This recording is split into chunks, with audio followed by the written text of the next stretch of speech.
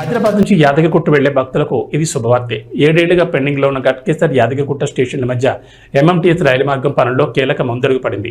33 కిలోమీటర్ల మేర నిర్మించిన ఈ మార్గం కోసం 60 ఎకరాలు అవసరమవుతాయని భావిస్తున్న రైల్వే శాఖ త్వరలోనే భూసేకరణ కోసం నోటిఫికేషన్ జారీ చేసేందుకు సిద్ధమవుతోంది. కేంద్ర రాష్ట్ర ప్రభుత్వాల భాగస్వామ్యంతో ఈ రైల్వే లైన్ నిర్మించేందుకు 2016-17లో 330 కోట్లతో ప్రతిపాదనలు సిద్ధమయ్యాయి.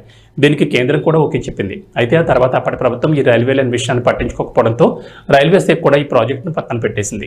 తాజాగా ఈ రైల్వే లైన్ విషయాన్ని స్థానిక ప్రజాప్రతినిధులు కేంద్రం దృష్టికి తీసుకెళ్లడంతో సానుకూలంగా స్పందించింది.